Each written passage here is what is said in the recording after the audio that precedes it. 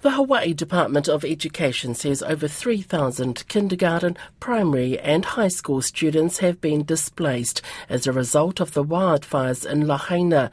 Donata Lolesio, the principal of Sacred Hearts High School in Lahaina, which was destroyed by the fires, says many students are traumatised. Vinao Fonua spoke with Donata Lolesio about how the children of Lahaina are coping. My school is in Lahaina town, right at the heart of Lahaina town, and it was burnt down. It's called Sacred Heart School. So a lot of my students have been displaced and lost their home. And of the 220 students that we started the school year with on August 1st, only 100 are returning, and the rest have been scattered throughout the island, throughout the state, and throughout the mainland, America. So what I'm doing now is I'm trying to return the students that are staying here on this side back to school, because we just got out of COVID and now we're having to deal with wildfire. It's really important that we have to advocate for the educational, social, emotional, spiritual, developmental needs of the students. And that's something that's starting to come up now as a priority, and parents are worried because the school was a second home to the children. And for those that have lost their first home, losing a second home, like a safe place for their children, a school, that's detrimental. So there's a move to make education a priority. The situation out here is dire. I mean, the displaced people are moving from hotel to hotel, almost some, in days, some in weeks. So the housing is a crisis. And the tourists have all been sent home. So now there's that issue with the economy. My perspective is I can't do anything about the things I can't control, but what I can make sure that I follow through with my responsibility as an administrator, as an educator, which is return children back into a safe, stable learning environment and provide for their needs. Have they returned to learning virtual classrooms? That's the biggest challenge.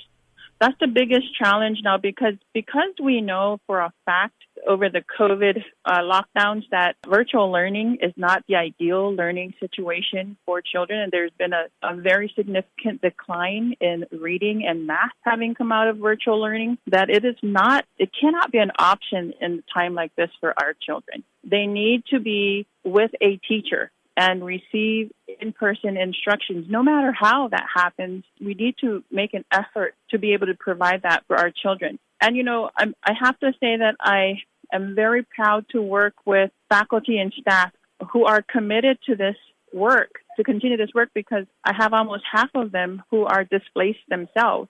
But they're willing to stay on because they're committed to this work and this mission to educate children in a time like this and be a part of the solution, the healing, and the rebuilding. So aside from their own emotional trauma, they're willing to put that aside and, be the civil servants that they've been called to be. What we're doing is we are coming back to learn in small groups. And that's starting for me and for my school. That's starting next week. For about 2 weeks, we are meeting in small groups to kind of slowly transition back into what it means to be into school, because a lot of the children have been traumatized. They have seen their homes burned down. They have seen people, suffer in the fire. Some of them barely escaped the fire with their families. And they know the anxiety that their families are experiencing because they're there to see it and absorb it and feel it. One of the things that I did was I met with some families and their children, and you can clearly tell they're traumatized when you ask them, how are you? And you try to, you try to be personable to them. There's no way that these children can put what they feel and how they feel into words. They've been traumatized. This is why being back in a safe learning environment is healthy for their social emotional. We need children who will be able to share what they've been through and feel like they're being supported and understood and validated for their feelings. So when I ask them, how are you? How's your day? There's little to no response. Whereas before this whole thing, there's a response. There's comfort. There's trust. There's no need to worry or fear about what was happening around them. The death toll from the fires stood at 115.